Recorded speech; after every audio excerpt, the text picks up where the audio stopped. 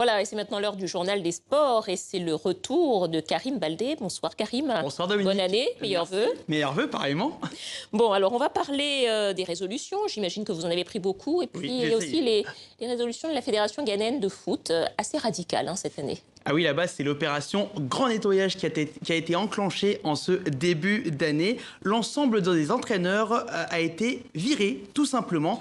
Annonce du comité exécutif via ce tweet notamment et un communiqué laconique de 4 phrases publiées hier soir. Alors cela signifie le licenciement de tous les entraîneurs, aussi bien des U17, des U20, des U23, ainsi que des sélections A chez les femmes comme chez les hommes, et cela a pour conséquence la fin d'aventure pour Kwesi Appiah à la tête des Black Stars. Son 3e passage sur le banc s'achève seulement 6 mois après une CAN très décevante en Égypte qui s'est terminée en 8e de finale. Des changements spectaculaires décidés par le nouveau patron de la fédération ghanéenne. Il s'appelle Kurt Okraku. Il avait pris les commandes fin octobre avec un objectif, restaurer l'image d'une institution secouée par de nombreux scandales de corruption.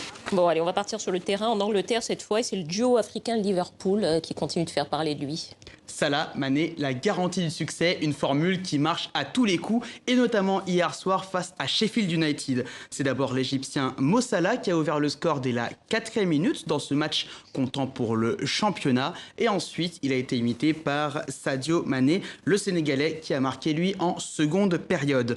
Victoire 2-0 du leader incontesté de Première Ligue. Seule fausse note, la rechute de Naby Keïta, le milieu guinéen, s'est blessé à l'aine lors de l'échauffement. Bon, allez, on va parler d'un autre Africain, toujours en Angleterre, c'est l'Ivoirien Nicolas Pepe.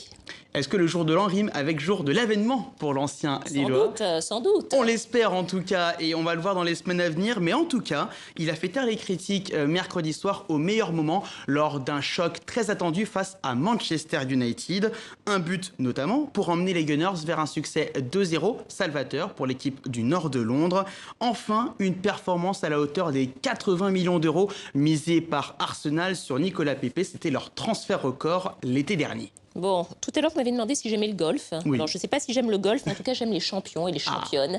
Et là, c'est vraiment d'une graine de championne que vous allez nous parler en golf, et elle est nigériane. Ah oui, peut-être un futur phénomène à suivre. Son nom, Iyeneobong Essien. Comme quoi, j'y arrive. C'est la meilleure joueuse junior dans son pays et cette adolescente participe déjà à des tournois d'ordinaire réservés aux adultes. Elle gravit les échelons à grande vitesse, de quoi nourrir les espoirs d'une belle carrière et ainsi représenter un pays pas forcément connu pour le golf.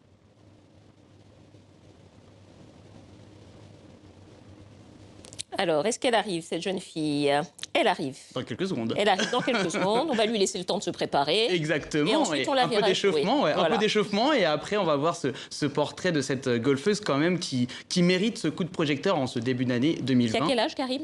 Elle a 13 ans seulement et elle vise notamment les Jeux Olympiques de la jeunesse. Ce sera en 2022 du côté de Dakar, en plus en Afrique. Ça tombe bien. Allez, on regarde.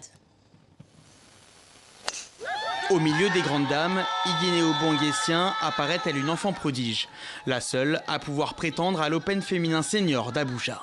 Ce jour-là, elle termine 10e sur 177 concurrentes. Résultat remarquable pour cette golfeuse âgée de 13 ans. Dans ce jeu, vous êtes en compétition contre vous-même et pas contre les autres joueurs, ce qui est très excitant. Son histoire d'amour avec la petite balle blanche commence dès l'âge de 5 ans. J'ai vu un garçon jouer, je voulais prendre ses clubs, mais mon père a refusé. Alors il m'a demandé si je voulais jouer et j'ai dit oui. Il m'a acheté des clubs et a demandé qu'un professionnel vienne me former. Très vite, Iyene collectionne les médailles à travers le monde. Déjà 17 récompenses en Afrique, mais aussi en Europe et aux États-Unis. Compte tenu de son jeune âge, elle doit jongler entre l'école en semaine et les entraînements pendant le week-end, sous l'œil attentif de ses parents. Économiste de profession, le père d'Iyene fait office de mentor sur les greens. Il croit au potentiel de sa fille. Elle a encore une certaine marge de progression et je pense qu'à l'âge de 15 ans, elle sera mature pour conquérir le monde du golf.